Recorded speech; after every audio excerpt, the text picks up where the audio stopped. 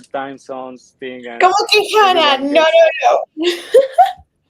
It is true. It is so hard to coordinate all these time zones because, yeah, we are doing our best and we are so excited to be here. Exactly. And last week, Hannah, we checked three aspects of filmmaking: location, setting, and planning.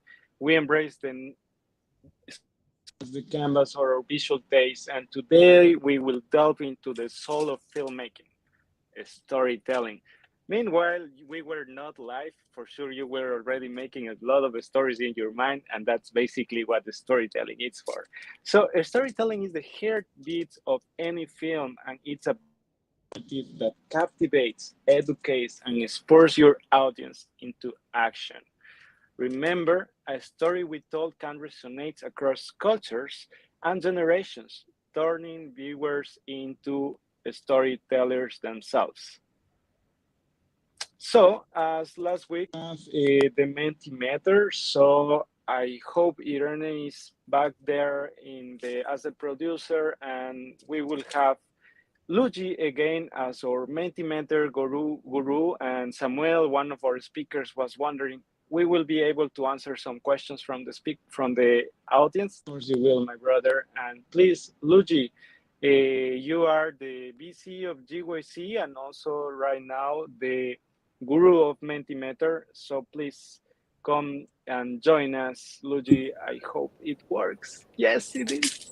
Hi We are everyone, live. how are you? Hi Augustin, hi Hannah. How are you doing? I'm Everyone doing good. breathes. Everyone breathes. You have to have fun. Don't forget that. So, Yeah. Luigi, tell us What would you like to know? the Mentimeter, and Oh, so the we can have Mentimeter. the Mentimeter, Okay. and yes, Okay, so there's a code. You can all go to www.menti.com and then you can enter the code, which is 1739. Wait, I'm just gonna make sure that the code is correct. Yeah, I know that in the future, while we share our slides, we're gonna have that posted. So Yeah, so the code is 19371577. So you go to mentimeter.com and you type that in, or you could just use the QR code that was previously displayed. And yeah, thank you. So that's the QR great. code Thank you. there. Yeah. And Yes. yeah. Okay, perfect, Luigi. Thank you so much. And now let's go back to Hannah. Hannah, who are we welcoming today? today we're so excited because we are welcoming. Well, first of all, we want to say thank you to our partners, right? Like the Echo Yes. Interpreters, CBA, and a little introduction about ourselves. I feel it's great to mention that I'm a volunteer, and Agustin, it's great to have you here and learn from you. So while we do this in our live session in YouTube, as you are seeing this, we are translating this into 4 different languages.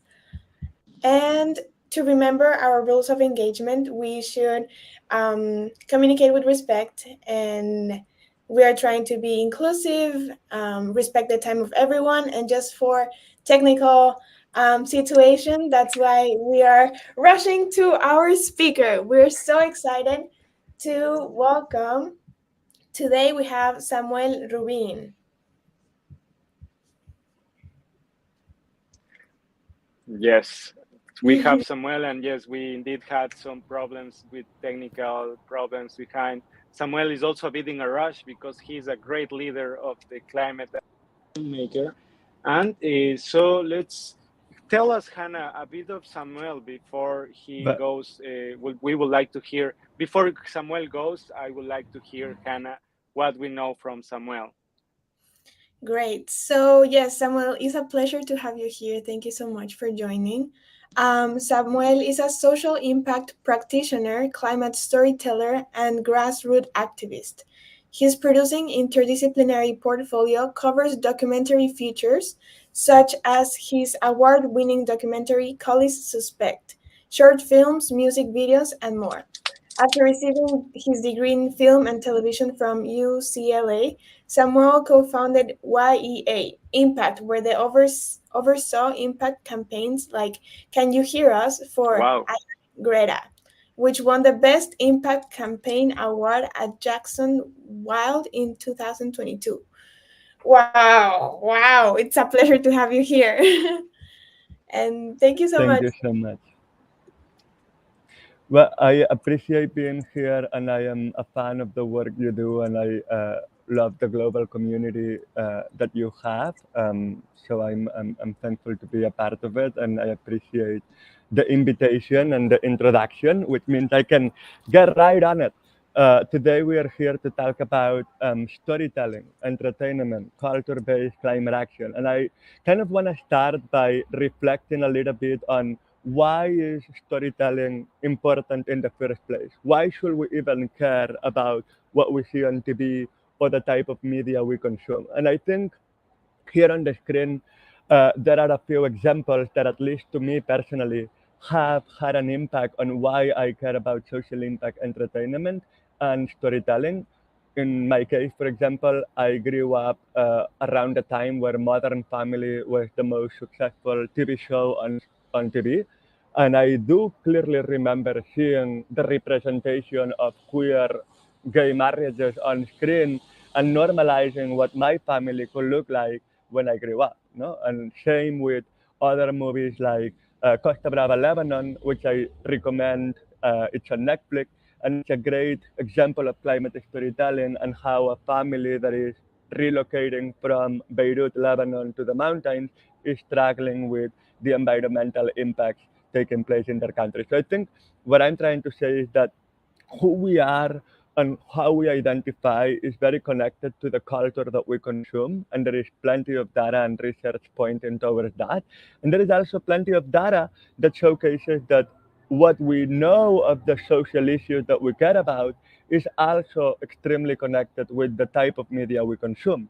I'm sure a lot of you guys in this call today probably remember being profoundly impacted by a documentary related to environmental topics and feeling like you needed to take action. You needed to make a difference on that issue. I remember that happened to me, for example, with Food Inc. or What the Health, which had a profound impact in the way that I consume food, etc.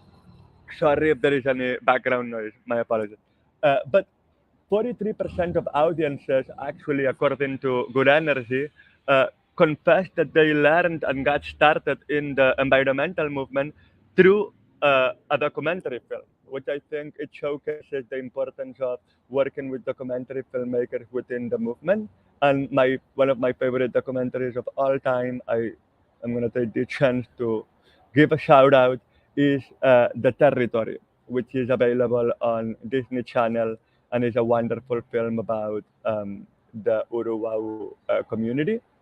And so, even though that entertainment and media is super important, we still have a lot of work to do when it comes to increasing the representation of climate-related themes on screen, especially when it comes to the fictional narrative content that we consume. Because even though the documentaries are very impactful, people also tend to not watch documentaries as much as they do narrative content. And according to Good Energy, which also did the research of the people that learn about climate through documentary that I just mentioned, they did this study where they analyzed more than 37,000 scripts uh, of movies and TV shows that were broadcasted from 2016 to 2020 on a 4-year period. And less than 0.7%, 0.6% mention climate change, and less than 3% have any relation whatsoever to climate related words like global warming, solar panels, etc. To put it for comparison, according to other studies, the percentage of mention related to dogs is 15%, and the related mention to birthday or birthday cake are 12%.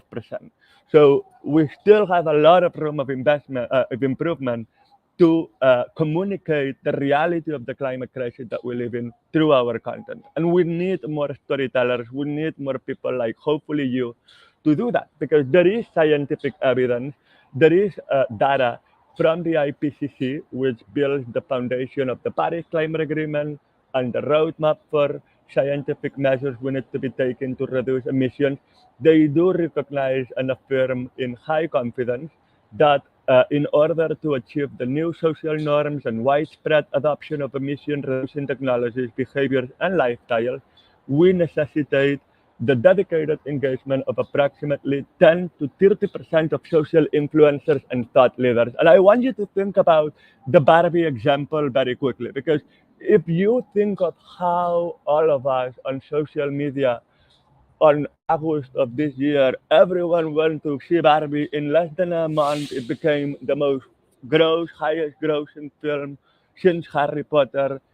In many ways, it's because of that. It's because for sure, no doubt, at least 10-30% of the influencers that we had in our social media got behind the Barbie campaign, whether they were paid to it or not. It was a grassroots campaign, and people started wearing pink, which is indeed behavioral change, and going to the movie for the first time in years, because many people nowadays are not going to the theater anymore to watch the movie. For you to be convinced to physically go somewhere, invest your time and your money, it proves that we can also leverage the same uh, potential for climate action. And we can do that in many ways, especially in narrative storytelling. We can do that by including placements of climate-friendly behaviors. Like, for example, a good example of a climate placement is in the quiet place. No, like you see how because they need everything to be quiet, there is lots of solar panels, or there is uh, technology that is more uh, silent and also more sustainable, or simply a climate mention, introducing that in the dialogue of one of your characters, or the world as a whole. No, like in the case of, for example, extrapolations, it's clearly about the entire TV show that's on Apple TV Plus, and it's a show about climate change. And of course, characters can be representing the emotions and the backgrounds that climate change uh, offers and its intersectionality. And also the intersectionalities also happen across different formats. No, not everything storytelling wise needs to be a documentary or a narrative TV show or movie. It can also be a PSA, a public service announcement, or it can be a spot, or it can be a music video, or it can be any other type of form. That's where the cultural sector and its expansiveness are very important to recognize. Culture-based climate action encompasses so many different kinds of disciplines, and that is definitely something that we considered and embraced when doing the entertainment and culture pavilion at COP28. If you were at COP28 and you were in the Blue Zone, maybe you had a chance to visit the first ever entertainment and culture pavilion, which I had the pleasure to be a part of, and also one of the co-founders and the director of Impact and Partnerships. And I'm dropping here, I don't know if my colleagues can drop in the chat, the link to the report that I'm currently showing on screen, which is a fantastic report that covers many different aspects of our programming, including the different interdisciplinary events and formats we hosted, and not just at the Entertainment and Culture Pavilion, but as a whole in the Blue Zone, in the Green Zone, and outside. And the reason why I'm saying this is because it's very important to be aware, and today's session is testament to that, that the entertainment and culture sector is becoming increasingly more involved in the climate movement, not just because there is a need to decarbonize our sector and there is a need to maximize climate communication efforts, but also because we can help. We can absolutely bring people together in exciting community-based opportunities that bring storytelling, the arts, and joy into the center. And that's what we saw happen at COP28.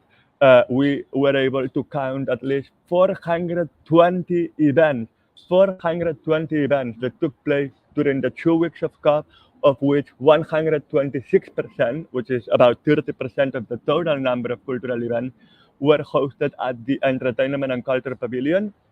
And at the Entertainment and Culture Pavilion, we didn't just want to have panels, fireside chats, or workshops. If we are the Entertainment and Culture Pavilion, we have to leverage the entertainment and culture that we are bringing into the Blue Zone. And that's why we had lots of interdisciplinary efforts that showcase, once again, how storytelling can happen across many different ways. I love showing Youth versus GOP, which is a documentary in Netflix about the Juliana versus United States case, which are suing the government to defend their constitutional rights. We didn't only show documentaries, we also showed narrative films. I don't know if you have seen How to Blow Up a Pipeline. It's a fantastic film, a narrative film based on a thriller book of a group of young activists that decide to blow up the biggest pipeline in the United States. So the title of the movie tells you the premise of the story. But also we showed short films and many other types of content that again showcase how storytelling can be expansive and take place in many different genres. And so I cannot wait to know what stories you are planning or developing or producing already. There is plenty of resources, including the Entertainment and Culture Pavilion and others, to support your work and your creative process. I would love for you to check out some of the ones on the screen right now, especially the Good Energy Playbook, which is over 150 pages of pure inspiration, prompts, exercises, and also there is more resources, like, for example, a new era in climate communications, which is available on climatecommunications.earth. And it also has contributions from so many amazing, talented storytellers, including myself, about this topic and how you can implement on your work. And I'm wondering if anyone here today might have any questions or any ideas to bring to the discussion. Uh, this is a little bit of an overview, and you can also follow more about my work on Instagram through the Entertainment and Culture Pavilion Instagram channel, or my own Instagram channel at Samuel Rubin B as in victory. Thank you so much, Samuel. That was really amazing. I am so glad that you have the time to share with us this amazing work you're doing. And now we actually have some questions for you through the Mentimeter and people that has been that wants to get to know a bit more from your side. So Luigi will come right now with the Mentimeter and she will share some interaction there. And Luigi, how are you doing? How is all going? Is a bit I'm everything is doing a bit good. like everybody Oh, is sorry. Yeah, I've just been just a bit stressed, that's all. But yeah. Well, first of all, thank you so much, Samuel. Like hearing your story, like just listening to it, I got inspired. I think it's absolutely amazing. So I've presented the Menti, but okay, so the first question we have is how did you start out with all of this amazing work? So they want to know more about how the whole process started. Well, I actually started ironically as a child actor. I was 11 years old. I grew up and was raised in Barcelona, Spain, and my introduction in the cultural sector, as I mentioned, was acting, and I was very young, with 11 years old. I don't think anyone is expected or need to know what exactly they will do in life. So in my case, it was pretty much of a coincidence. And I always has been an activist, you know, since I'm a young kid, I've always taken truth to power and challenged the status quo however I could, especially recognizing my privilege, you know, as a white cis male, and knowing that a lot of times it's up to those who are able to speak up. And so I realized that those two passions of mine, culture, entertainment, activism, were absolutely compatible, no? And they could strengthen each other so much. And so when I was 13 years old, It was the peak of the Occupy Wall Street movement. And so being on the streets, being protesting at the same time as I was exploring my performing skills made me realize that I could combine both. And I was always the kid at the protest, bringing in like the theater, talent. And so in doing my first movies and doing my first stories, then I realized, oh my God, everything is connected to climate, and we are not talking about climate at all. And on top of it, the entertainment and cultural sector is so wasteful. You go to a film shoot, you go to any big entertainment concert, and you realize how much waste, how much pollution we are contributing, even though that we are creating the most joyful, amazing experiences that we should all have the right to be a part of. It's still wasteful, and we need to address it, no? And that's how it came about to be my passion and my core work. Well, that was an amazing answer. Like I learned a lot from that. But like I have another question, but this one's my question, not any of theirs.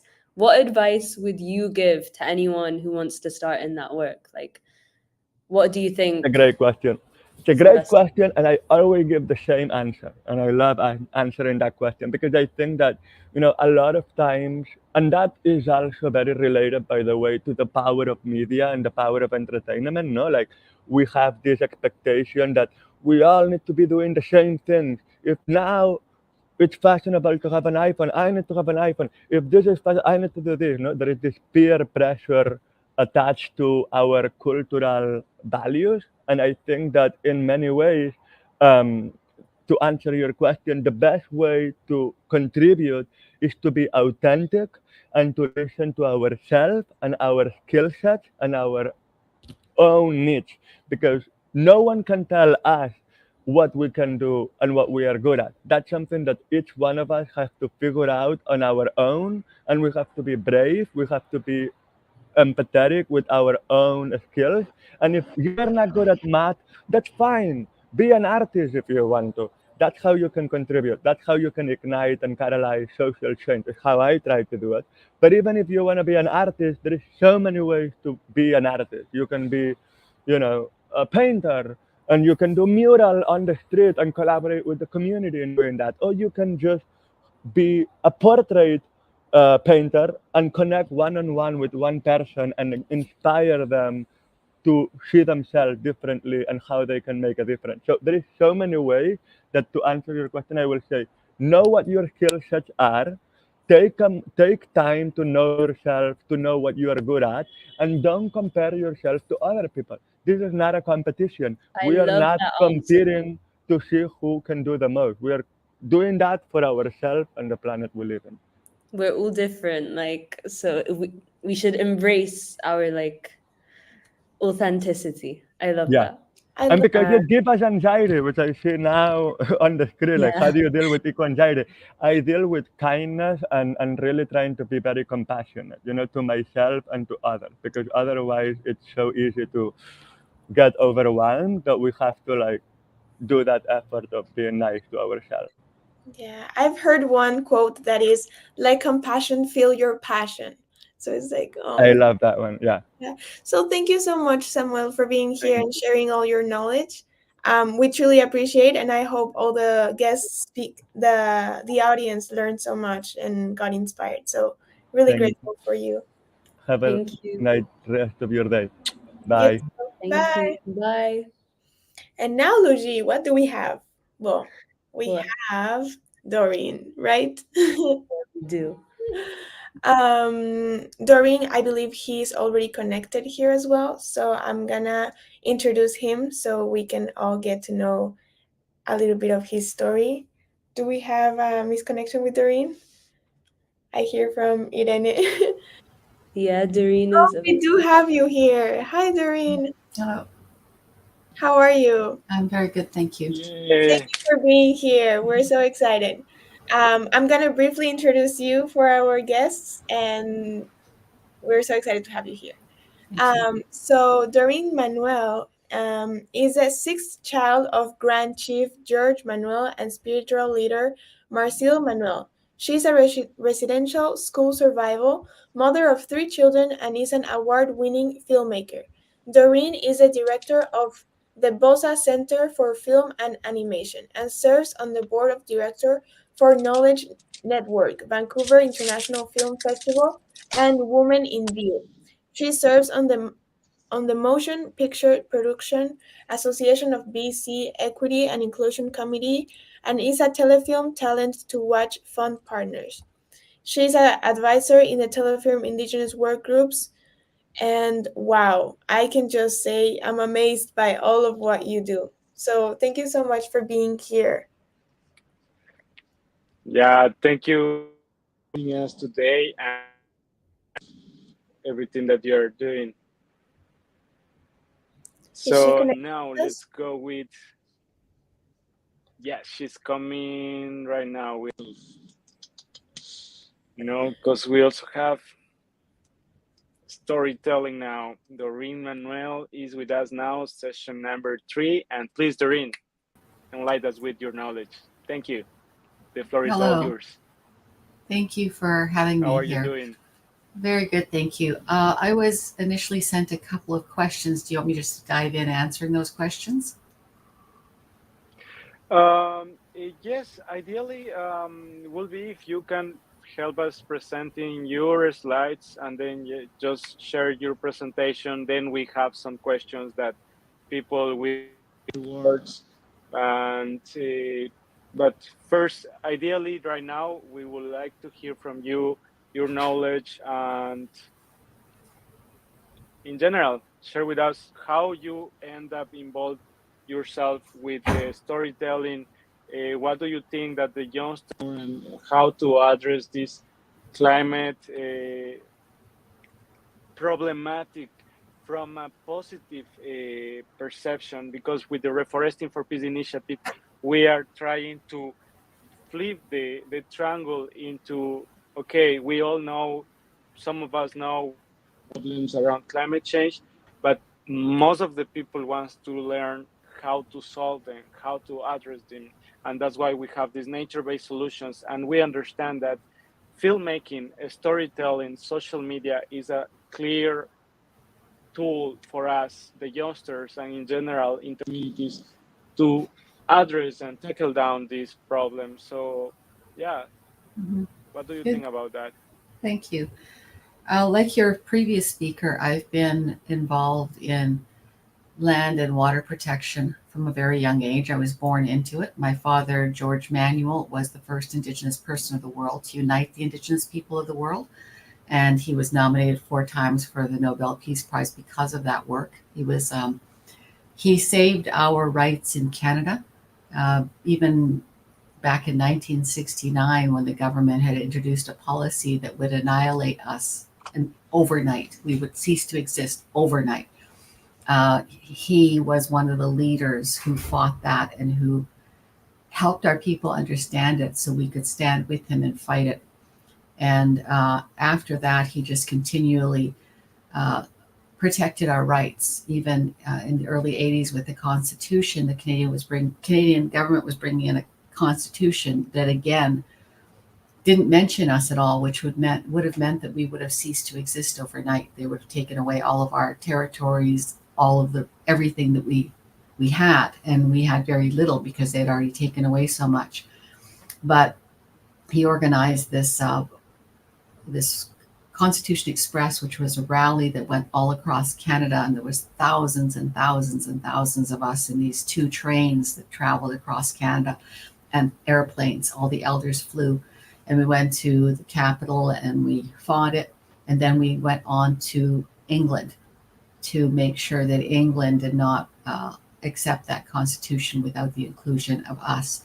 So I grew up in this household where that was my father, and my mother was a spiritual leader. So so while I was a residential school survivor and I really suffered and was tortured in that school, when I got out, my parents were able to take me and nurture me and teach me these leadership skills. And environment is every part of learning about being a leader, because if we don't have territories for our next generations to grow up on, then we don't have anything. We don't have a future.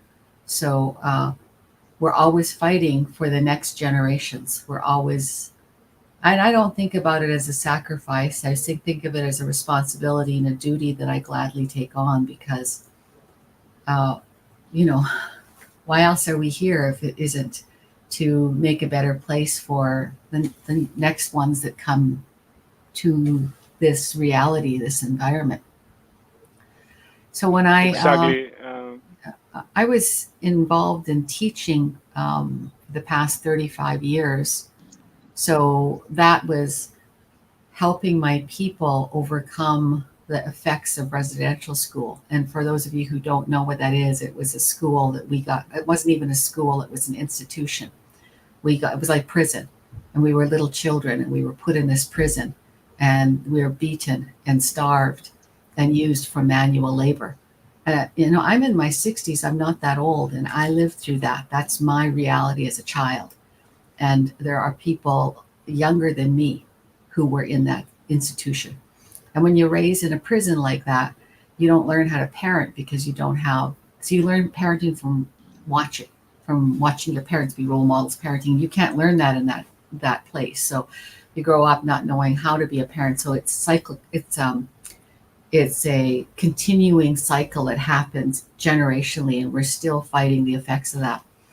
And so, but, along with that, a part of our culture as Indigenous people is to pass down the responsibility for the care of our territories.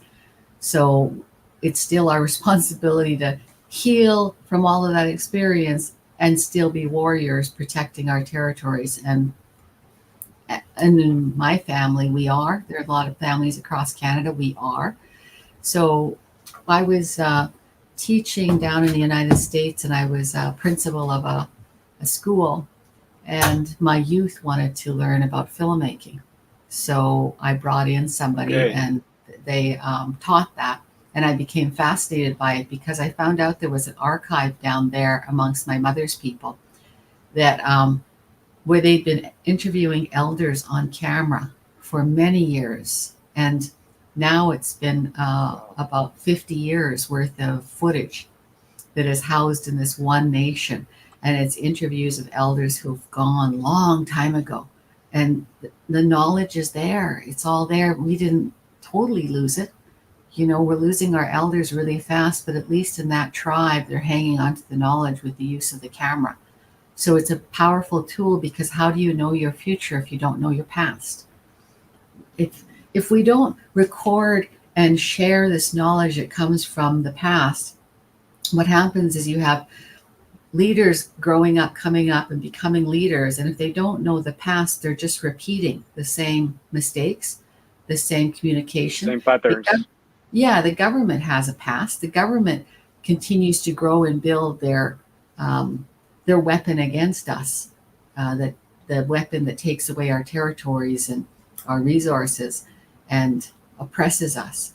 And they have a past. We must also have a past and honor that and learn from our past, learn from leaders like my father, so that you're adding on to that journey, not just repeating the same steps over and over, because that's where the government would like to hold us and keep us. So it's really important that even with just your phone, that you're out recording stories. I'm constantly running into people who are so knowledgeable, that are sharing culture and all sorts of things, and I just record as much as I can. I've got stacks and stacks of hard drives full of footage of little interviews I did just at the side of some room with some really low-level camera, because really what's important is the sound.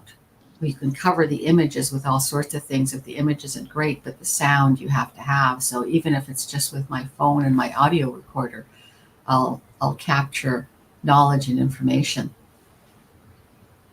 Somehow, actually, Doreen, actually, now that you shared it, when we have the lineup, when we present the lineup, we titled you guys as time masters, because when you have your camera, you are capturing time, and you are, as you are sharing, you are capturing all these experiences and also knowledge from they wanna come back again, either the government or also different communities.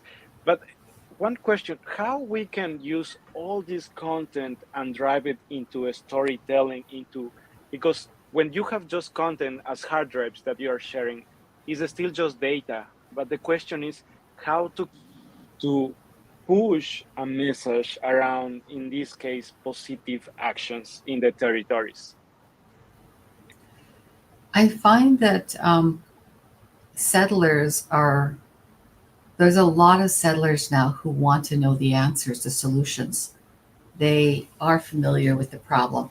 So it's making engaging little videos that can just be on social media. Because young people are masters of social media, we have access to an incredible connection out there. You know, my niece is the head of the leader of the Tiny House Warriors. They have an encampment built on one of the pipelines, and they hold that space as an information space. And they fight against the man camps because that's where a lot of our young people go missing. They get murdered and missing because of those man camps. So she was attacked one day in that. She has a bunch of little tiny houses on this spot, and she was attacked one day. People went in there, and they were with their vehicles raging through there and yelling at her and attacking her.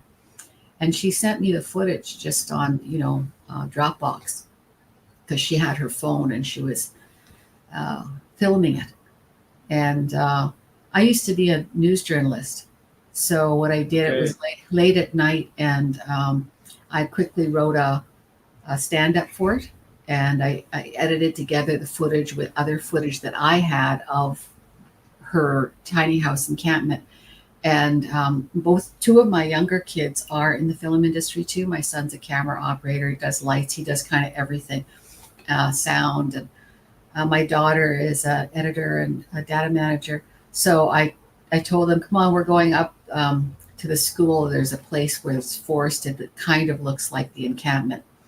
And I just did a news stand-up right there talking about what had happened. I edited it all together. It looked like a packaged news piece from any big broadcaster. And then I put it up online right away. It got so many hits worldwide that she was getting calls from people in Europe saying, we want to give you money. How do we get money to you to help you with this? And she was just blown away at the power of it. So it really has a lot to do with your packaging. You should package in your youthful way, because that's what she does. She packages she edits it in youthful, like more movement, more like real hostility through the whole thing. And she captures the youth audience, but she doesn't know how to capture the older audience that has money that can help pay for their legal fees. And so when she saw the power of that one news piece, she was like, how do I learn to do that? And I said, well, it's a psychology, really. I grew up learning about human nature. My parents taught me to watch instead of talk all the time, to watch people and how they think and feel. So when I'm amongst a bunch of settlers, older people who have power, I watch them and I listen to them and I ask them questions, because I want to get in their head and figure out how do they think so that how do I portray my messaging to get through to them, to pull at their heartstrings, to help them understand what the issues are and what they need to do. So it's really, they use psychology on us. It's studying psychology and sociology. You don't have to go to school to do that. You can just read books. You can read the newspapers. You can watch the way news is put together on mainstream and start. I'm not saying do all of it like that, because that would be really boring. We need to have a variety of ways that people edit and put pieces together. Definitely. Music videos are really powerful. I made an anti-gang music video one time, and it was really powerful. Some youth wrote a rap song helping other youth understand why they shouldn't be involved in gangs. And I went around town and guerrilla camera, filmed it all over town and then edited it together.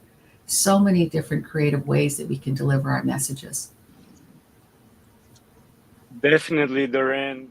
In general, we can summarize that art itself, and now we have this word artivism, a way of raising our message in different manners: music, filmmaking, advocating, protesting. And first of all, I want to thank you for being minutes. And I want to ask you something, because you shared this problematic around the territories and that we have to fight back. But I would like to use this opportunity or asking something. What do you think about peace? As you know, our program is called Reforesting for Peace, strive on defending our territories.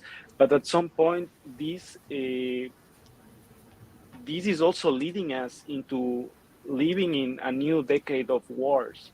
So how can we address this? We can fight back, but does it necessarily have to go, or there's other ways to fight back through storytelling? Mm-hmm. Well, I'll say a couple of different things about that. When I was young, I was part of all the protests and demonstrations and roadblocks all through British Columbia. And we didn't have violence. We didn't support that at all. We were a prayerful group. That's when we resurged our spirituality and we started practicing our own traditional spiritual practices like sweat lodges and ceremonies. And we stood up against the police. You know, they'd be in full riot gear, and all we'd have is our drums and our voice. But we were so powerful, they never once tried to attack us because we were too powerful. They could feel our power coming out of us because Indigenous people, we have a belief that if we want to change anything out there, we must first change this. We must change us. So it starts with the I. Perfect. And if we change this, we influence the family. And then the family changes. And the family then influences the community. And the community influences the nation. So when we held those different, my dad held those different movements, that's what he was doing. He was starting here and moving outward. And that's why we were so powerful. We could get thousands and thousands and thousands of people out onto the streets.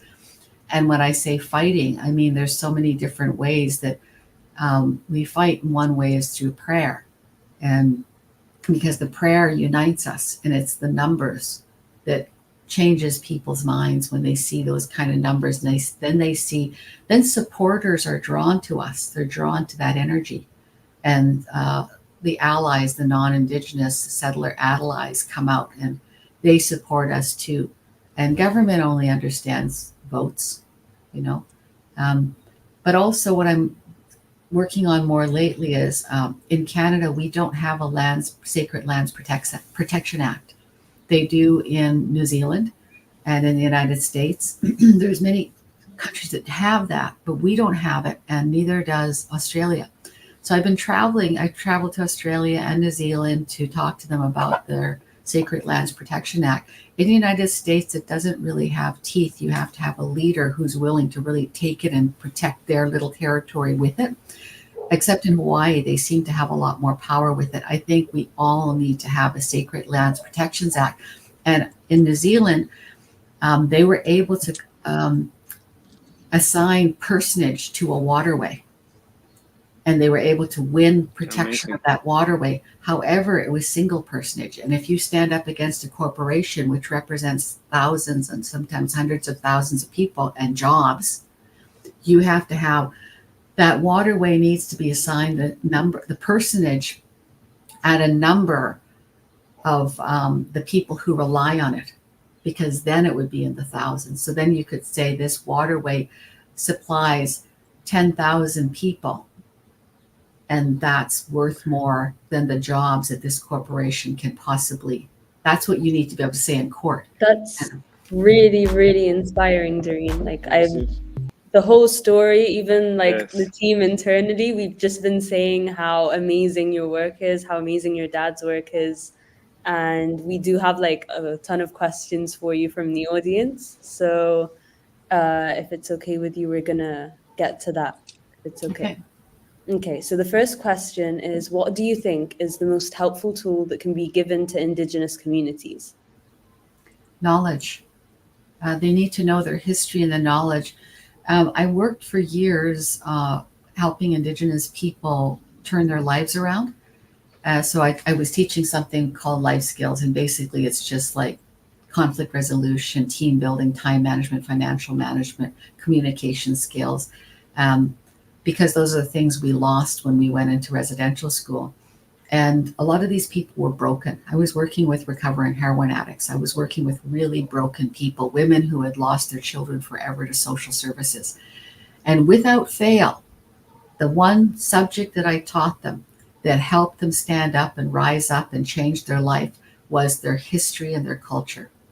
And those two things are entwined. Amazing. So, and my father believed that if the people understood the problems at the very root, if they understood what was really happening in government, that they would stand up and arm themselves and be part of the fight. And he was right in every instance. That's how we got those thousands and thousands and thousands of people living in poverty to go across Canada and fight for their rights, because they were fighting for their future generation, the rights of the future generations. I think that that's not only inspiring, but it should motivate everyone that's hearing you right now to do exactly what you just said, and to really, really stand up for what they believe. We do have another question, which is, how can you create a movement? How did your father help you? And what did you learn from him in terms of being a leader? There was this one act that was the government was trying to bring in. It was called the First Nations Governance Act. And I went to a meeting where a couple of indigenous lawyers were talking about it and explaining it. And after they finished, I turned to the crowd and I said, and I turned to them first and I said, is that it? That's all this meeting is about, is you explaining this to us? And they said, yes. And I turned to the crowd and I said, is that all you want out of this? Just sit here and understand how it is that we're being destroyed? Don't you want to do something about it? And they were all like, yeah, we want to do something. I riled them up. And then I got my brother on the phone. My brother Arthur was a leader at the time, following in our father's footsteps. And I said, hey, if I organize something, can you come down here to Vancouver? And he said, yes. So I rallied those people up and we built a committee that we started planning the rallies that we would hold. And the grassroots movement was built out of that. So you spoke to the part of them that wanted something, the part that was hungry for something. Yeah, all people really need to know is they need to understand what the issues are. They need to have a sense of what the solution is, but first we have to have a unified voice.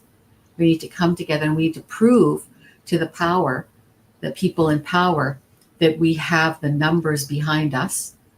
And so I went door to door in Vancouver. There's a whole bunch of apartment buildings that are spread throughout a couple of different areas of Vancouver, and they're owned by Indigenous people. So they're filled with Indigenous people. So there's 1,000 people in one building, and then there's dozens of buildings like that.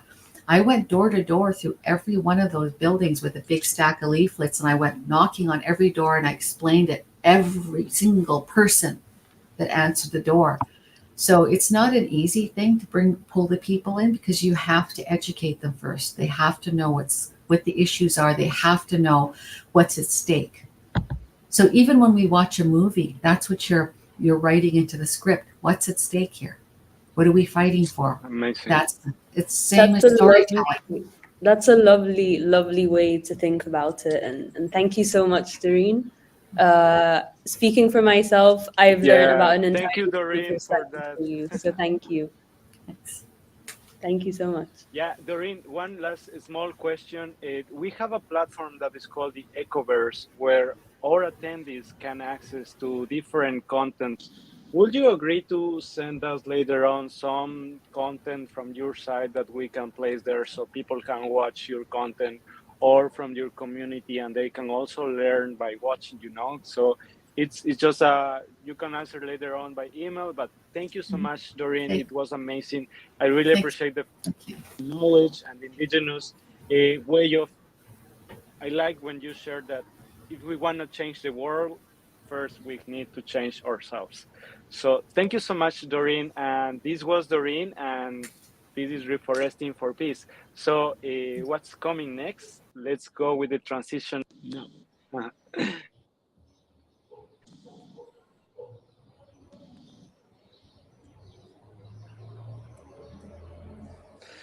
Okay, so now we have biodiversity from Doreen, but introduced to Gonzalo Rivas Torres. He's a plant ecologist and he earned his PhD in ecology and wildlife conservation from the University of Florida in United States, Hannah, just as you are right now. And I'm trying also to manage the slides and everything. I So, know it's a but lot. he also holds a master's degree from the University of Missouri, Louis in United States in 2010, and he also holds one bachelor from the Pontificia in Ecuador, my homeland. And right now he's working for the University of San Francisco in Quito, and he serves as a full-time professor and researcher since 2015. He was appointed, actually, Hannah, as the director of the Tiputini Biodiversity. That means that he's in the jungle, but he also has interest in the impact of biotic and abiotic variables of plants communities in tropical forests in Ecuador. And he is connected in research in the Amazon region, but also the Galapagos. So please welcome Gonzalo Rivas after the transition that we prepared for him. And yeah, we are Reforesting for Peace. And thank you so much, everyone, for your patience. We are trying to do our best, but there was an eclipse, and that's why everything is. That's the reason. That's the reason.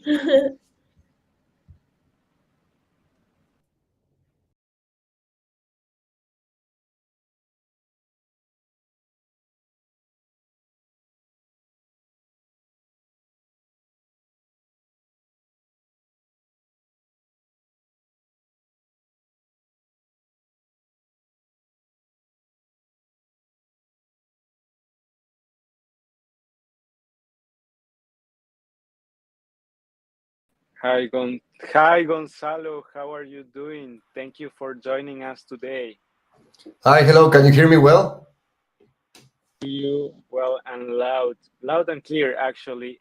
One question, Gonzalo, is okay for you to share your slides so you Of have course. control yourself? Of course. So before we start,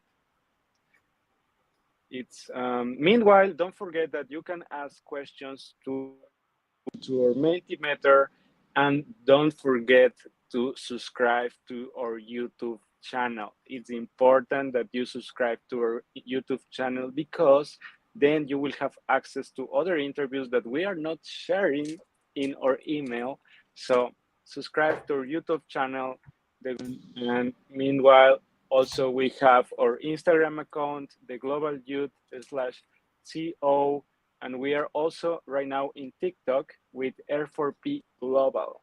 So don't forget, finally, again, if you want to ask questions to Gonzalo, please share your meter, and you are about to send me an email. Agustin, where is the attendance form? I just shared with you all, guys, in the email before. The attendance form is in the email. There's a button that says just next to the don't click here. So, but now you will have to access through a code that we send you, and the code is water peace. So when you fill the form, you will have to water peace 3. You have to put this code so we know that you watched the session. It's a bit hard, to keep you sending the attendance form and then no. Now, from now on, we will send the attendance form from the beginning, and you will need the session code. In this case, is water peace 3. If you share the screen, Gonzalo, then you'll be able to share here in the screen. Just go to share screen and let me know when you are ready. Yeah, give me 1 second. I'm trying Yeah, to. don't worry. I know Here that we we asked you for the slides, but it's so we are also having interpretation with our amazing interpreters, and they have to check them in advance. But we always prefer our speakers to share themselves, so you have control. Let me know, or we can also try to help by our side. can you see it now or not? If you're sharing it, yes, be right now about to share it. It's asking me for unblocking. I'm blocking. Yeah, apparently I have so many permits to go through. I went Okay. through. You know Uh, what you can also do? You can share chat, and maybe Luigi can share the screen, and then we can do it as well as that.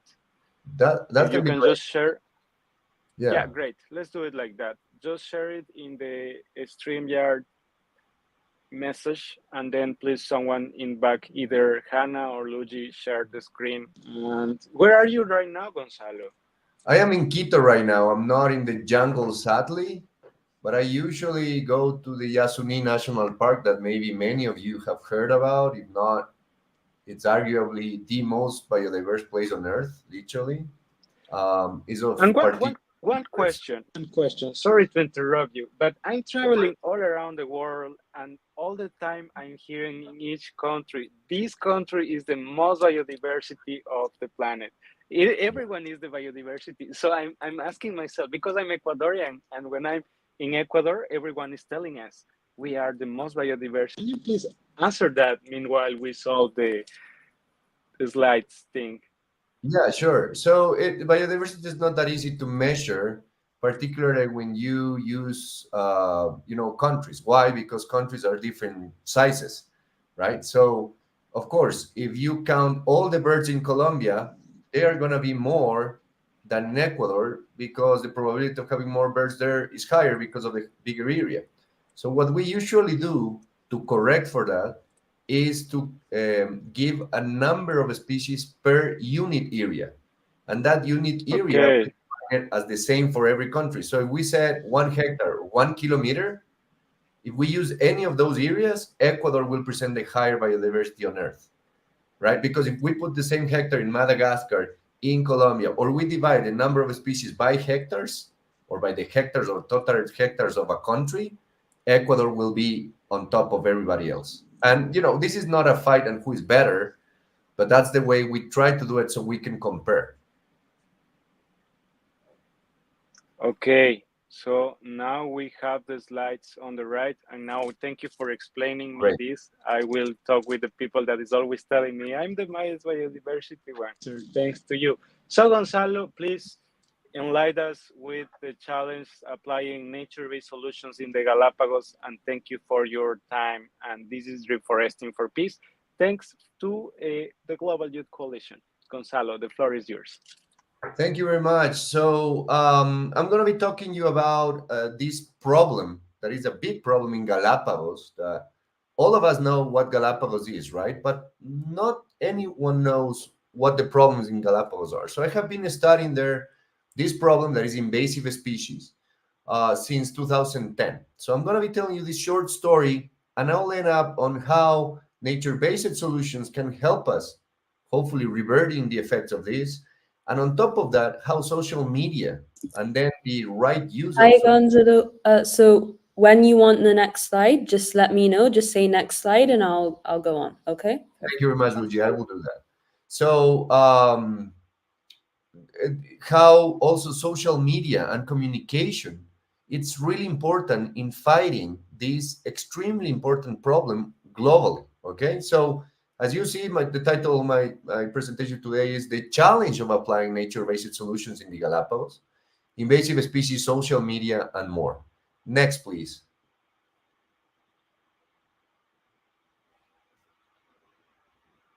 So Galapagos is not connected with the continent, have never been. Actually, there's a huge barrier between Ecuador and the Galapagos. That is around 660 miles. Galapagos is an archipelago, a volcanic archipelago. So that means that at some point, there was nothing, no life in this group of islands, right? Now, of course, we have several plant species, animal species, insect species that are native, but we also have several that are non-native, that humans, because we can surpass these barriers by traveling by plane and connecting the places, we have been taking into Galapagos. But it's important to understand where it is and that it has never been connected with the continent. That'll be important for the next of the talk. Next, please.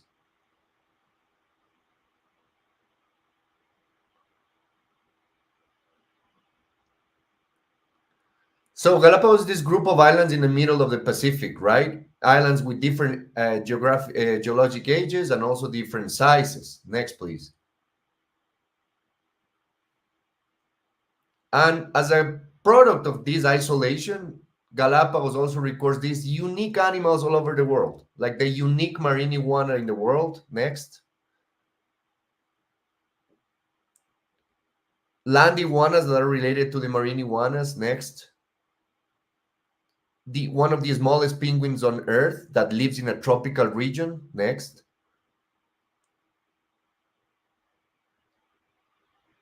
And also flightless cormorants that they have lost, the ability to fly because they don't need it anymore. So they have been selected to get their food by diving and fishing. Next. And also unique ecosystems. So big units where endemic plants like the ones you're seeing here are dominating the vegetation, right? On top, you're seeing what we call the Myconia zone, because that's the name of this plant in red, Myconia.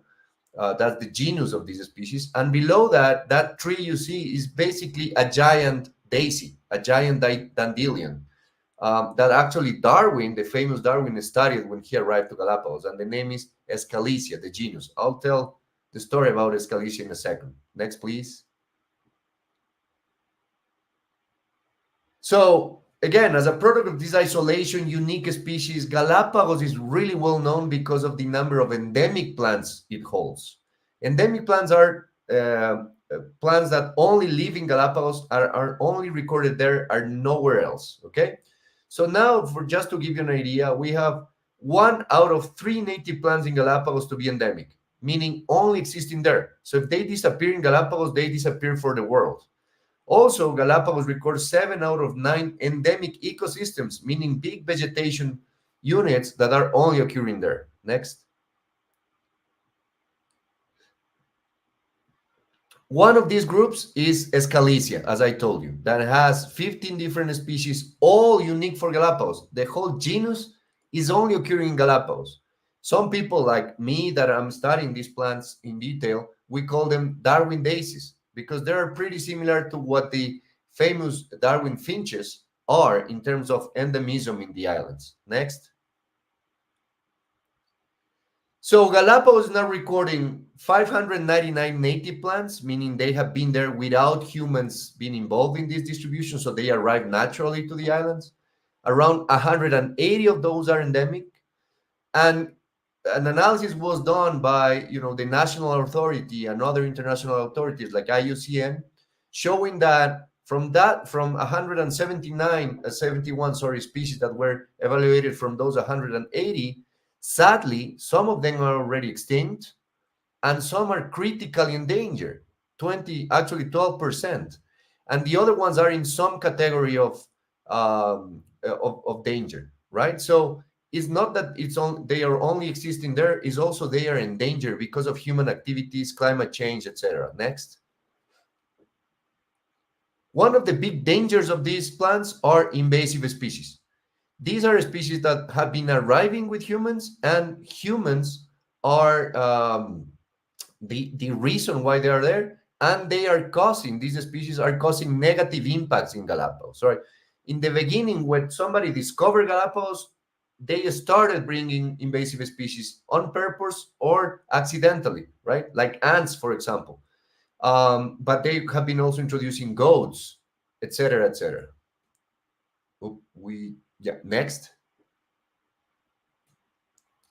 So just to give you an idea, from the 199 native species, now Galapagos is also recording 870 non-natives. So these are plants that humans have been bringing to Galapagos on purpose or accidentally, since humans have been going there and since humans have been habitating the islands, because humans were never there, right? 1930, 1940, we started having a settlement there. So people start bringing things, and now we have around 170 non-native plants as a product. From those 170, we believe 131 are invasive plants, meaning they cause a very negative effect on other endemic species, like this beautiful Galapagos cotton you're seeing in the picture. Next. So it's really important that you understand something. Non-native species is not a synonym of invasive species. Non-native species are the ones we humans are taking from one place to another, right? And they are not they have not been colonizing that area naturally. Humans are bringing them. And the invasive species are those non-natives that we have introduced that are now causing negative impacts to the biotas, like this invasive fern you're seeing on that image below that is growing on top of native vegetation, therefore killing them. Next. And this is a problem not only for plants. What you're seeing here is a publication from some of my colleagues in 2020 showing that in vascular plants, birds, fishes, mammals, arthropods, etc., in every continent you're seeing there in different colors from that legend you have in the upper right corner. Every single of this group in every single continent has been recording higher numbers in every different new year we are doing this monitoring.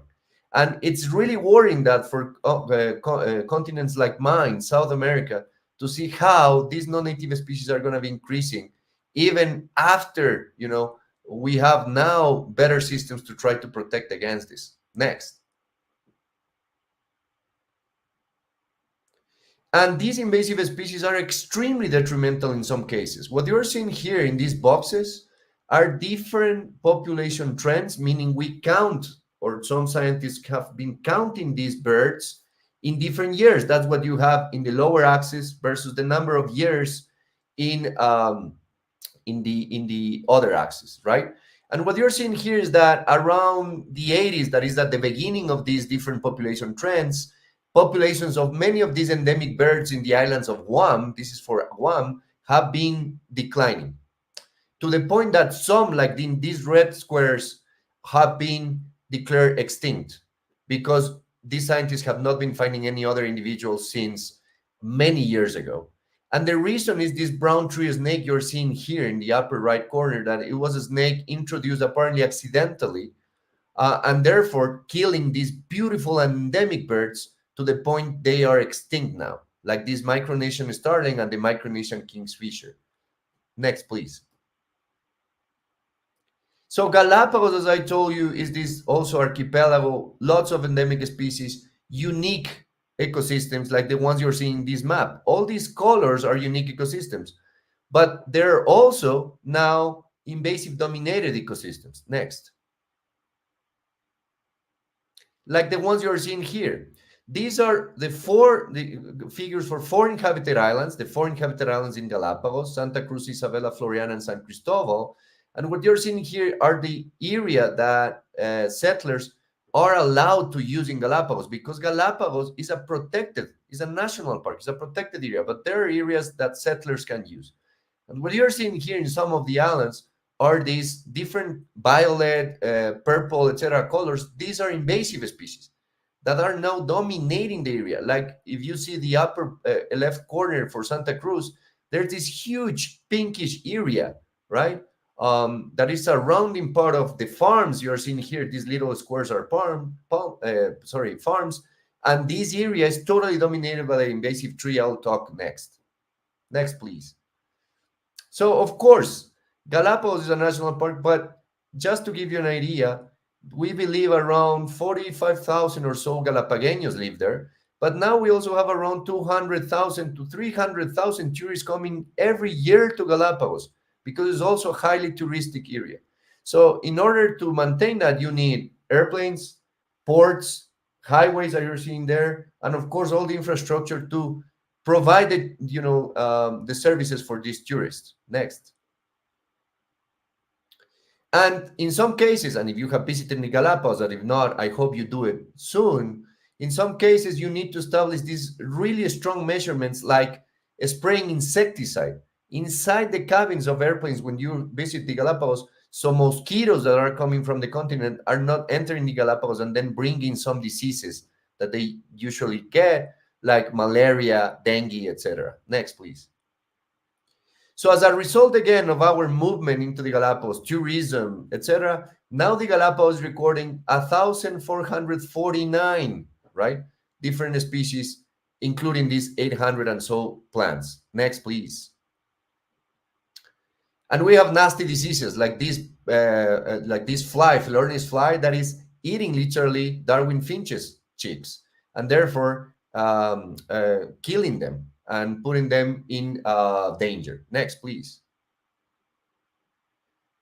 There have been some projects like Isabella project putting $11 million to kill a lot of invasive animals now, goats, pigs, etc. So again, there are some measurements, but they are not enough. Next, please. And of course, you need to control them. Look at these two pictures. This is a volcano in Isabella Island in the 70s before the goats, and in the 90s when the goats were around. The poor giant Galapagos tortoises, they don't have nothing to eat when these species are around. Next. So Santiago with goats. Next.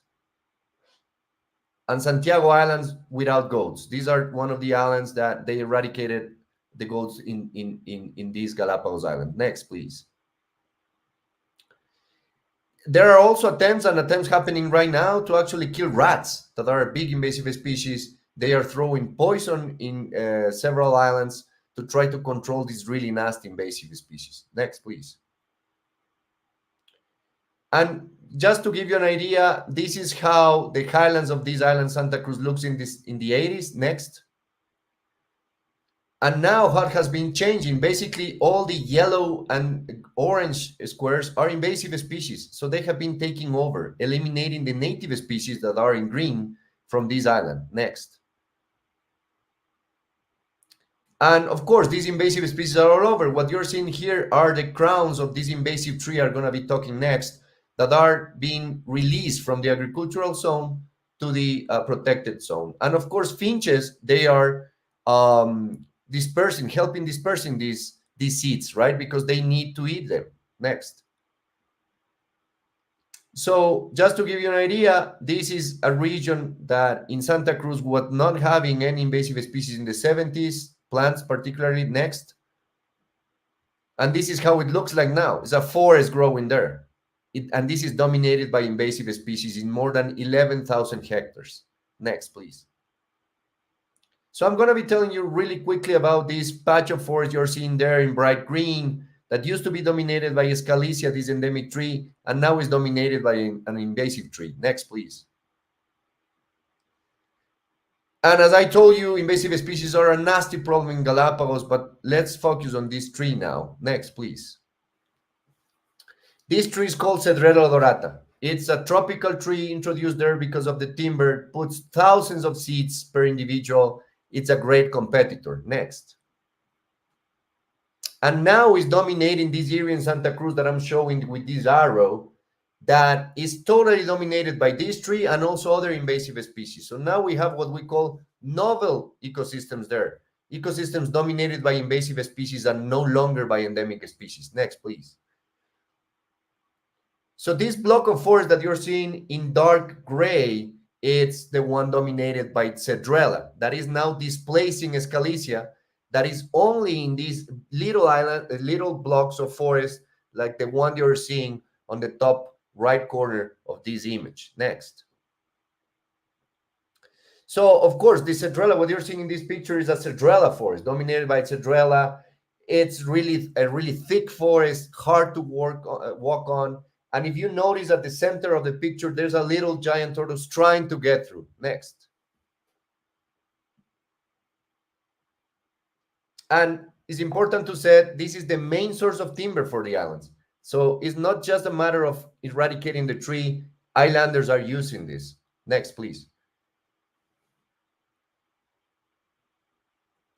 So this is a figure of a recent scientific publication that we're showing in gray the routes giant turtles are taking in this area dominated by Cedrela, that you can notice is only where Cedrela is providing gaps in this dense forest that is represented in these dark green colors. So the gray lines show how the turtles are moving, and sadly, they can no longer move where Cedrela is. These turtles need to migrate to the lower parts of the islands to nest. So if they are not moving, it's hard for them to continue living. Next, please. I'm really close to finish. Thank you. So it's really important to mention that all these invasive species, as the case of the Galapagos, I'm telling you, are impacting all these different sustainable development objectives, right? Next, please. And that also means that we need innovative nature-based solutions. Like, for example, maintaining the endemic forest like Escalicia forest, also protecting it against climate change in bright ways, so we can secure that those areas are no longer dominated by invasive species like Cedrela, and therefore we can allow the endemic species to survive in these islands. Next. So finally, really fast, I want to tell you how social media is really important for allowing to do this. Recently, there's a case where a colleague and several colleagues have been showing studies recording the negative impacts of hippos in Colombia. These hippos were located in Pablo Escobar farm, this really well-known drug dealer in the 80s, and they were released after all his empire was captured by the authorities. Sadly, these hippos are now invading the Magdalena River in Colombia, causing really negative effects.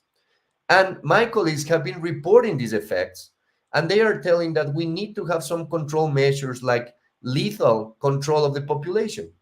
But in Twitter, and you can go to Natalia Castelblanco's Twitter, that is one of the researchers working here, she has been attacked really badly by different groups that are not really looking at the science and the data, and they are thinking that what researchers are proposing is not the best route to proceed. But the problem is we need to proceed in this case with solutions based not only in nature, but also in science, so we can secure endemic species to still survive and the ecosystems we humans use to continue functioning. And this is again let's go back really fast. This is an extra slide just in case somebody has questions about that. This is a case where social media is really important, guys, and particularly your participation in social media. Please go and double check the information that you're sharing and try to share, in these cases, information that is provided by researchers, by scientists, by institutions that have been testing this, so then we can achieve goals like, for example, reducing the impacts of invasive species. Thank you so much, Gonzalo. That was really, really instructive and enlightening. And I think we have time for just one question so that we don't get off schedule. I'm just going to share the Menti now. Okay, so the question that we've chosen, considering the time, is often you hear that ecosystems should be left by themselves in order to be saved, but indigenous people's experience proves the contrary, that nature and humans can strive together. So what do you think about that? Definitely. There are several scientific reports in the Amazon, where I also work directing this station in the Ecuadorian Amazon, showing that lands that are owned by native people, by indigenous people, since we have data for monitoring the state of this forest, are in really well and better shape than even protected areas that are protected by governments. So you need to include people in order to protect the land. You cannot take people out. And again, science is showing us that when indigenous people is there, empower it, not only owning the land, but empower it by protecting it, is way more efficient than even other ways to protect land, like the governmental ways, like creating national parks. So always said it's totally possible. And we need to work towards that. Nature-based solutions, remember, can come from indigenous people. They know how nature works. So we have to listen to them, apply that, and hopefully achieve conservation in this way together. Thank people and you. nature together. Thank you so much, Gonzalo, for all of your knowledge and all of these experiences. It's amazing, and I'm sure all of the audience learned so much. Um, Now we have our next speaker, but it was a true pleasure to have you here. Thank you very much. Take care. And now it's my pleasure to introduce you to Tatiana Cantalejo. Tati has a degree in cinema from FAAP and is studying environmental management and sustainability at the Federal University of Alfenas. She has been in the audiovisual market for 10 years and has worked on productions for Netflix Prime, HBO Max, Star Plus, Paramount, Global Play, and Disney Plus. Her documentary O Canto Des Pedras has been shown at festivals around the world, winning awards in Brazil, South Korea, India, and Spain. Tatiana has been involved with the social environmental agenda for 6 years. Today, she teaches audiovisual workshops in traditional territories through the Bugios Project, is an articulator for Engajamundo, and is also a member for the General Curatorial panel for LACOI in Brazil. It's a true pleasure to have you here, Tati. Thank you for joining us.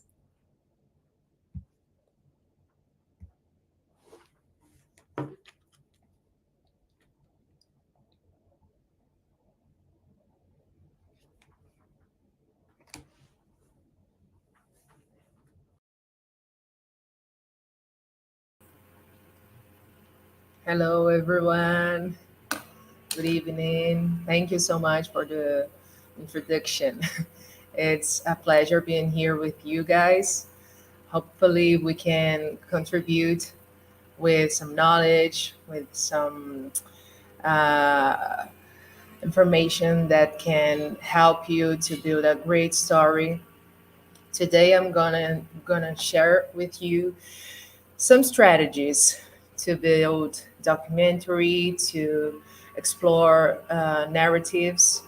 And here I am with a little bit of our course, let's say, from Project Bugios, that is called in English Bugios Project, Narratives of Reality, how to tell your own stories. Um, so the first thing that I have to say is that we film. We film because we urge to communicate. We urge to keep this curiosity alive and talk about ourselves and the way we see the world. And when we film, I have to say that uh, even if you are not filming, actually, we are all storytellers. And when we think about it, we have the urge to tell stories in our own way. We're all potential movie makers, filmmakers, and you have to keep it in mind. Um, I believe, as a movie maker, as a filmmaker, that cinema has its power, has the power to change. When I studied cinema, when I was at school filmmaking, oh, that was so good, so amazing. But I had these teachers that told me, Tatiana, movies cannot change the world, they cannot help anything. And I have here an answer to them that is, that's not true. We can make some little changes. Maybe it's not the biggest changes that we wanted to see, but as a person that has lived in Amazon, that has lived in other places, and has made some changes, let's say, by even people signing papers, with petitions, with anything, with TV showing what we were doing, showing like images we made with drones and movies we made that pointed to some questions that were very important, saying like environmental questions, and also thinking about the people, as Gonzalo said, that they were so important. Yes, that's true. So cinema has the power to mobilize society. We have to keep it in mind. And you can do it. You can mobilize people by fiction, making a fiction movie or a documentary, or even a video on social media that sometimes we think, okay, that's just one video. But if it's like viral, then it's just not just one video, it's a huge thing. And I'm here to talk with you about the documentary way. That is the way I do it, the way I personally love to do it. Um, some strategies to you that can help you build your life, your story, your video, your activist video, your activist cinema are. You have to choose your story, your theme. What are you going to talk about? Choose the matter. And then you will see the conflict you have in it. It's very easy when we think about activism.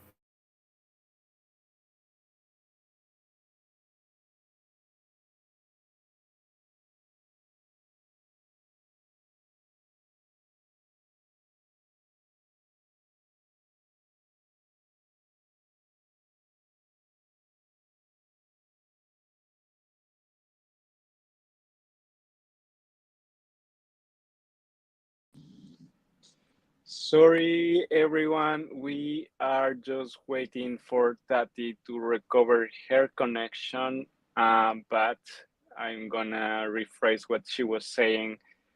When you have a message, when you have these tools as our phone, yeah, and when you understand what Gonzalo was sharing, and you connect all these assets together to create a story, you can share this, and indeed, we all can change the planet.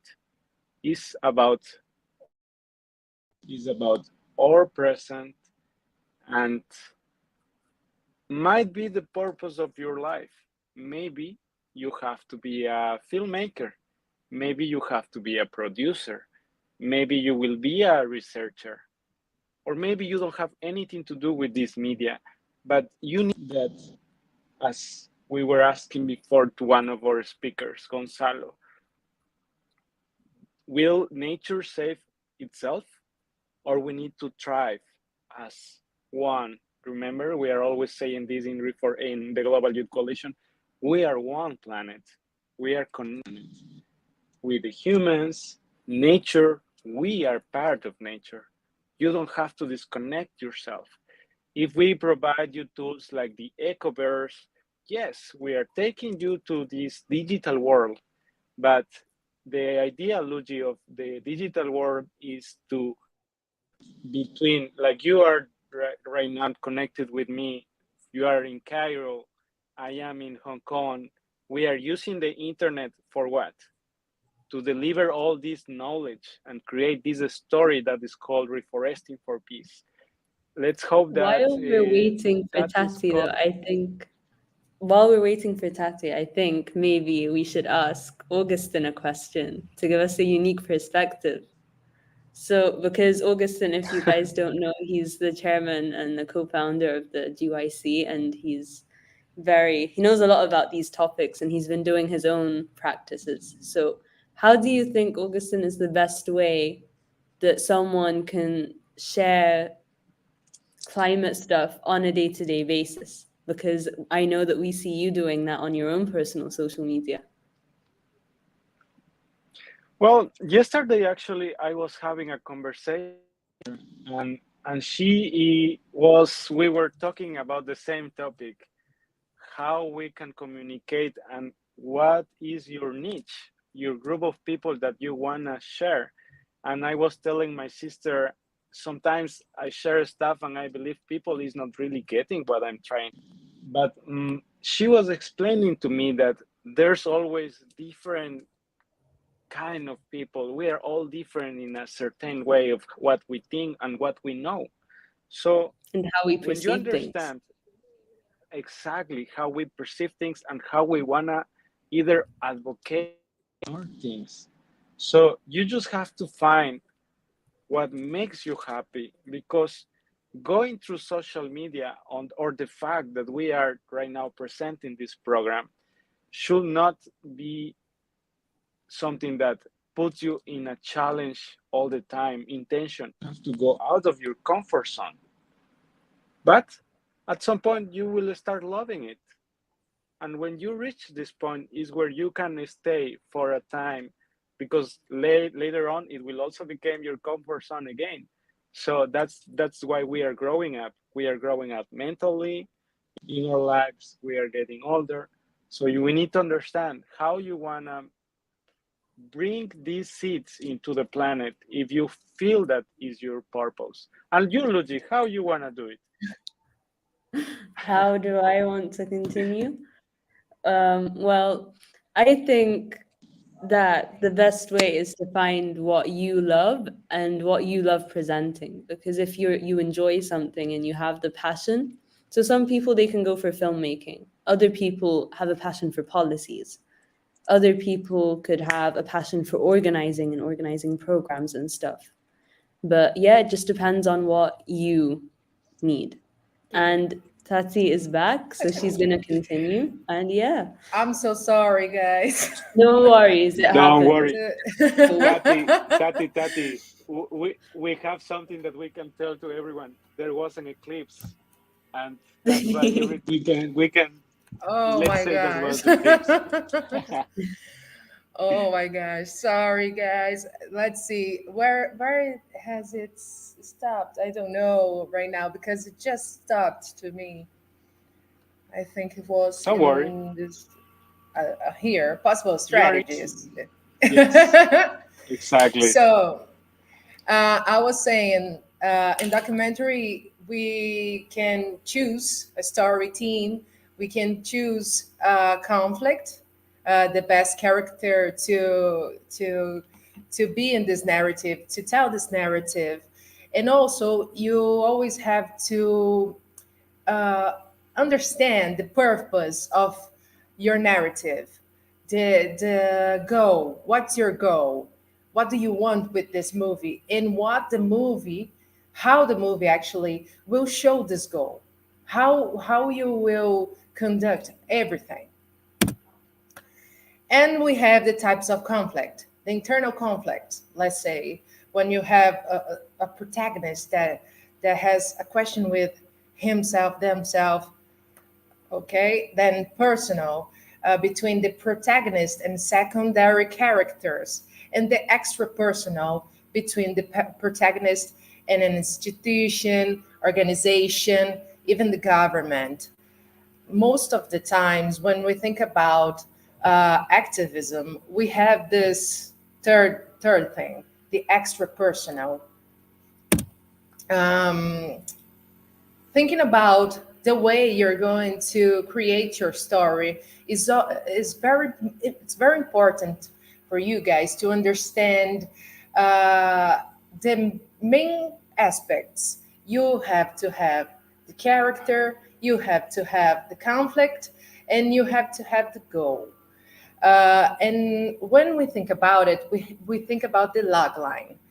The log line is basically a summary that of the narrative in 2 lines or so that you can describe all of the story, who your character is, what is he or her searching for.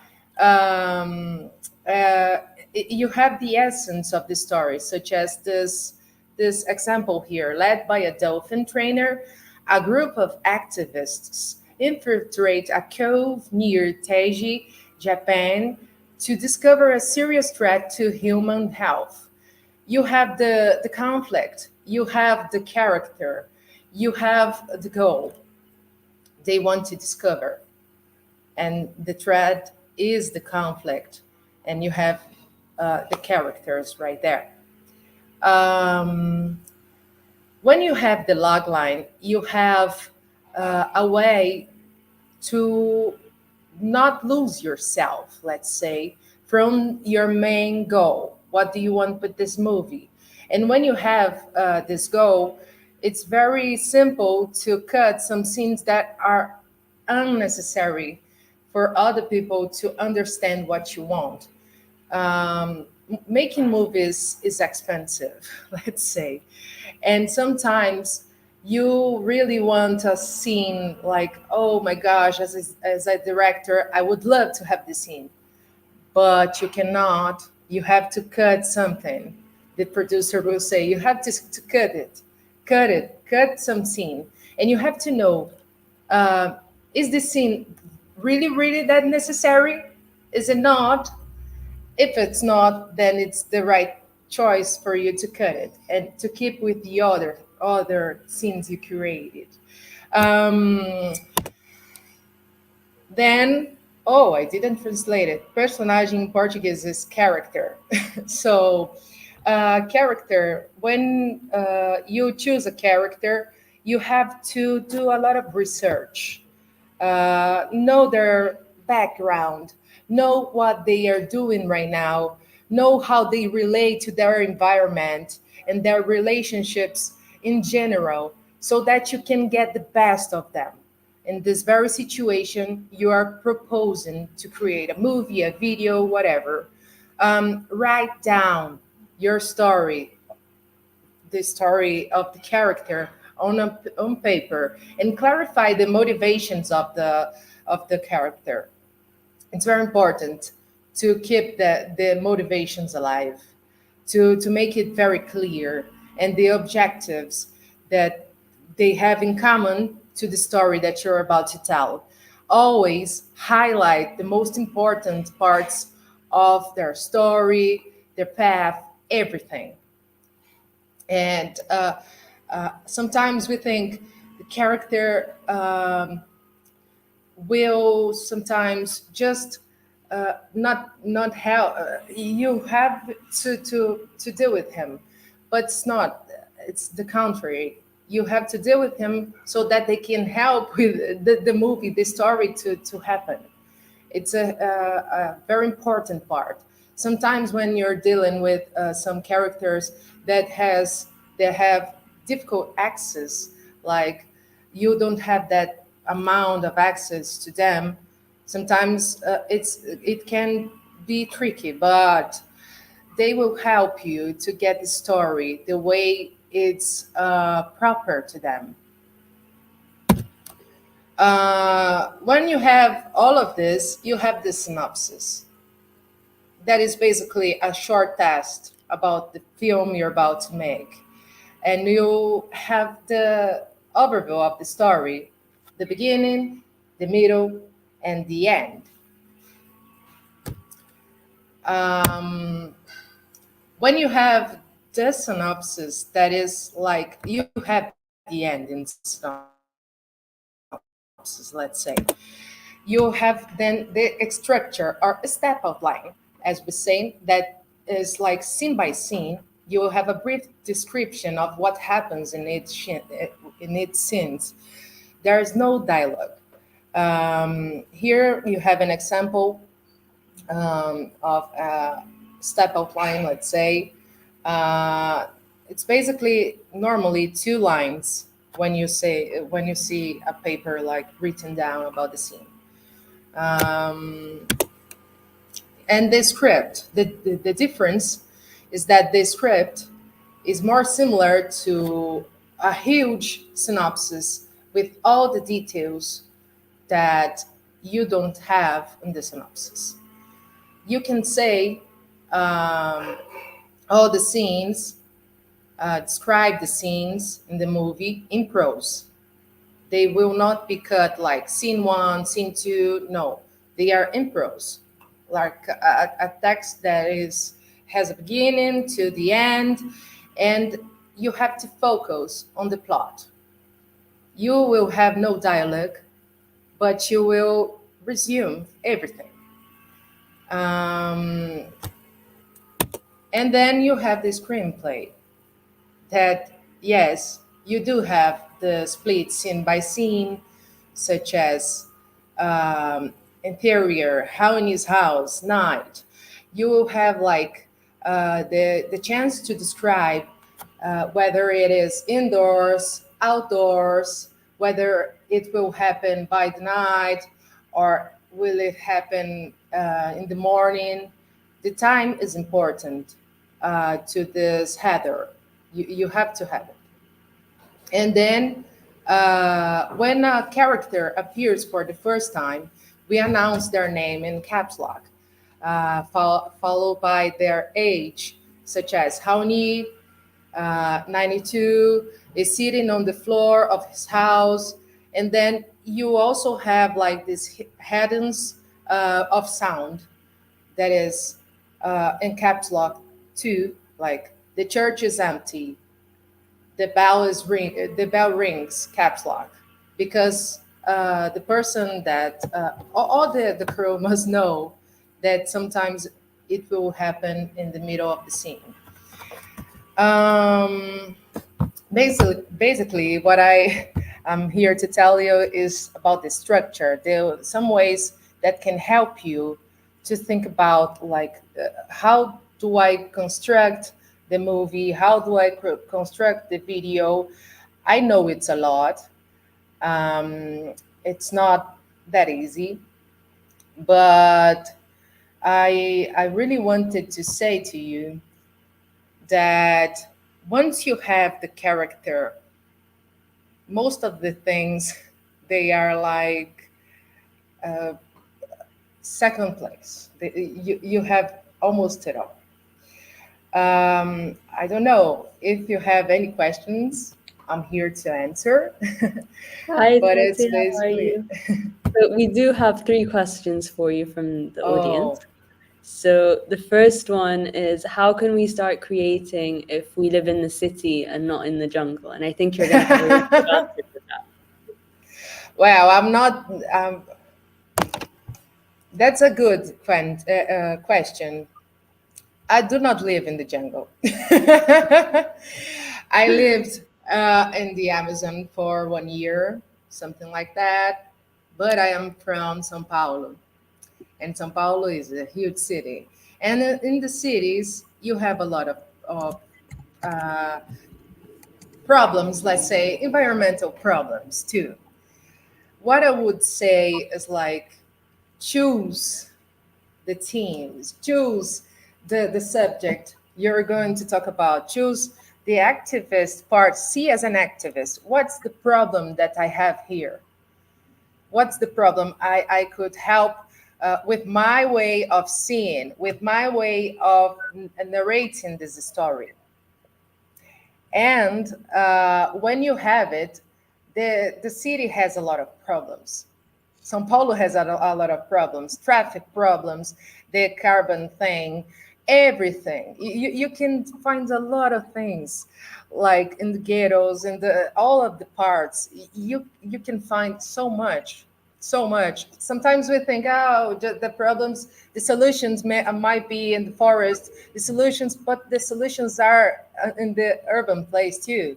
So what I would say is that look like to the other people that are suffering more from the climate crisis, that are living in the same environment as you are, and you will see the answer. How can I help? How can I create? I think it's like this way, like seeing each other is a huge part of the artistic work, let's say. Yeah. And we have another question. I'm going to translate so that the Es things don't get posible que mixed nos up. compartan ideas de cómo organizar el storytelling o algunas redes I'm just donde going to se give. pueden conseguir Okay. plantillas So para is it analizar nuestra possible for propuesta. you? Is So it possible for you to share ideas on how to organize stories or some places where we can get a template to analyze our proposal? And I'm so sorry, Tati, but I'm gonna give an answer here. How about you send us any like content and then we can add it into the ecoverse where they can come and read and learn about what you just said and get Yes, I know content. that's a lot, guys. Like, you're just throwing a lot of information and blah, blah, blah. Yes, it is. Definitely is. Because for well, us, like, we studied 4 years of it, you know? So, I can help. Yes, I can share Okay. share with Send you. us anything by email and we'll share it with them. And for the third question, what is the difference between the log line and the synopsis or the synopsis?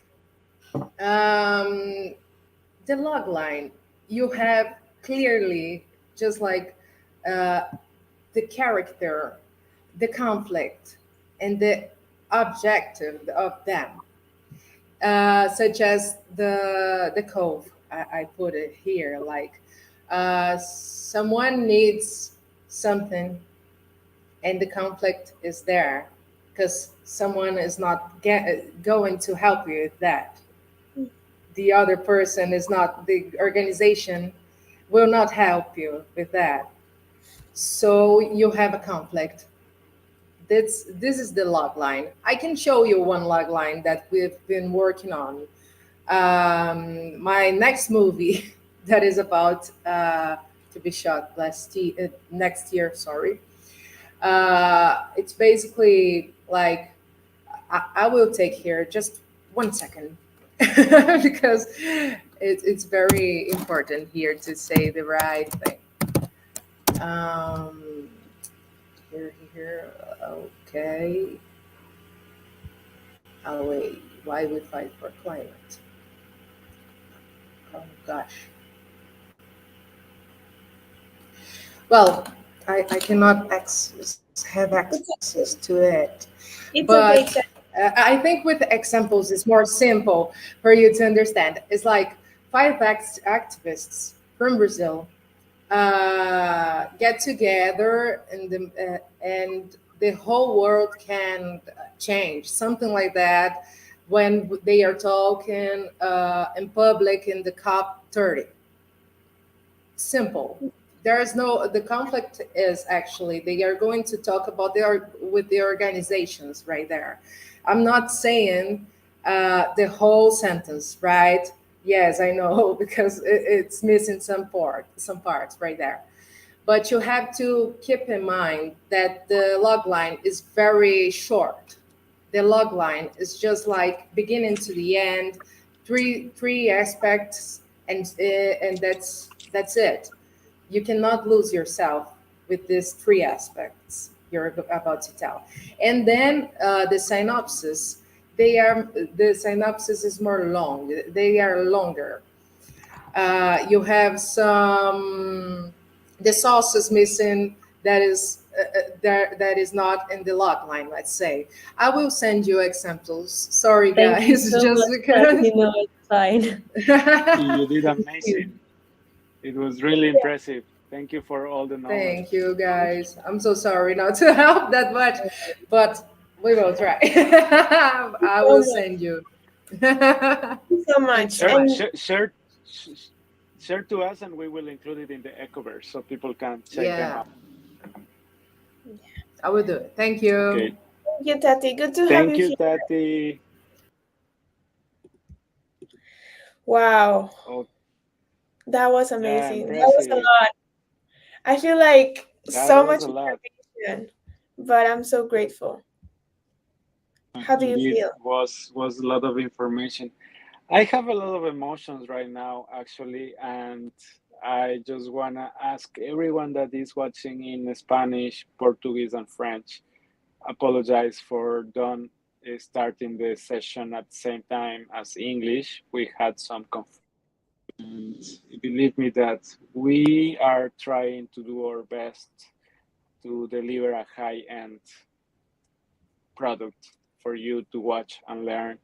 That's why I'm not that happy, but Yeah. I am sure that we learn a lot today. And finally, I would like to, if we, because Hannah, I don't know if you know, but I am running in this UNEP challenge for as one of the youth champions of Earth. Yeah, I heard So that. if you believe and you like what we are doing with the Global Youth Coalition and you would like us because I pitched the Global Youth Coalition idea, please go to my Instagram account estoy.agustin and check this post from Rivet and give it a like, comment, and just share with me what have you learned today, and let me know what we can improve as well. But thank you so much. If you want to support us, please go and check this post. We have this month to make it happen. Thank you, Hannah, for your support and also for your patience as well. And thank you for the equi-interpreters and the broadcast, the team behind. This is Reeforesting for Peace, and we are the Global Youth Coalition, Just One Planet. Ciao. Bye.